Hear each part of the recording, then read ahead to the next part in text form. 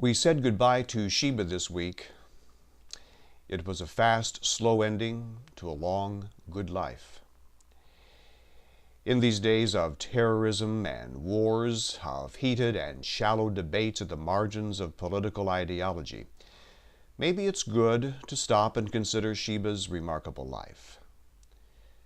She was a stalker when we met in New Mexico. I don't know how, but she would sneak into a slightly opened rear window of my minivan secured inside the garage and bolt out before I drove to work in the morning. She would return at night, when the family gathered for dinner, to press pathetically against the patio door, face turned away in feigned disinterest. As her visits became more frequent, my wife and daughters took more interest in her. My daughters sat on the patio after school and allowed her to jump into their laps as they napped in the afternoon sun. And my wife encouraged me to think about leaving some food by the door. We learned more about her life after she moved in. She ran away from a neighborhood family, figuring her survival chances were better in the wild than as the tormented prisoner of a cruel child. A pellet in her leg came from the gun of our neighbor's boy who tried to keep her from feasting on the birds in her father's aviary. She was a quiet shadow, preferring solitude while she healed her wounds. Sheba was part of our family for so long that we really can't remember the exact day she moved in. Was it 15 years ago? Maybe 16. How old was she when we met? Her small size from her life on the streets made determining her age difficult. We settled on 17, maybe 18. That's around 90 in human years. She learned to talk. She could say lasagna, one of her favorite dishes. She could not say chicken, though, which she got every night for the past year or so. And she liked to play Marco Polo. Ask visitors if you don't believe me. She and I formed a stronger bond during the 2 years of the separation, the time my wife moved to Utah and my daughters were out of the house.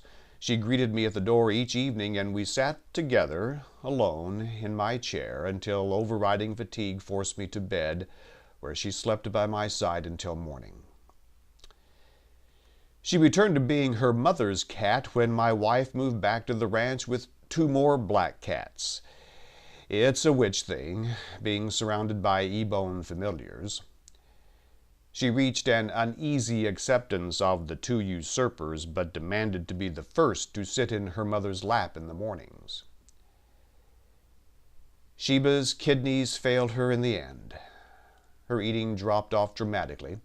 We took her to the vet on Thursday. She stopped drinking on Friday. She had a couple of tablespoons of cantaloupe Saturday morning, the last thing she would eat or drink.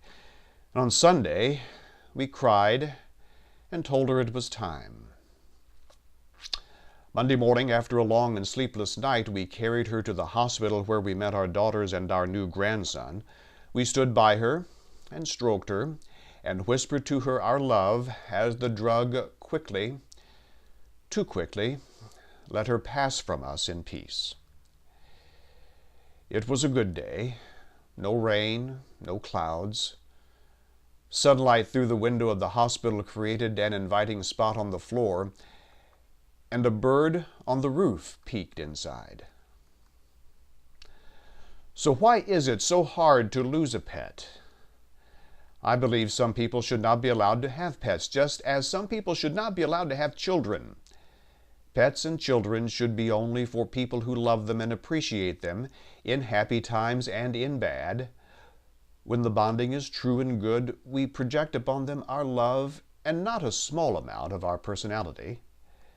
We look at them and see a little bit of ourselves.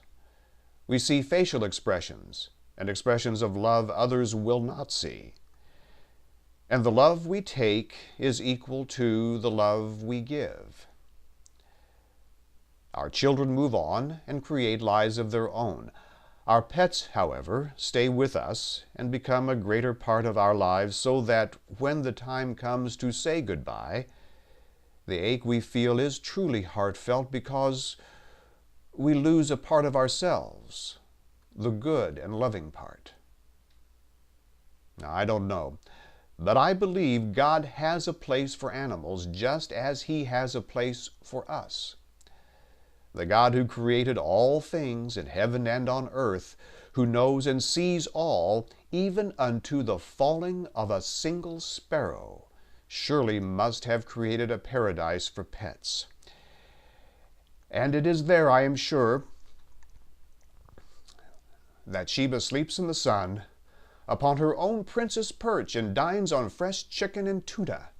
And it is there she visits with our first cat, Mrs. Chinchilla, who will learn from Sheba all about our family, our sorrows and our joys, and about our love for them. I'm John David Powell.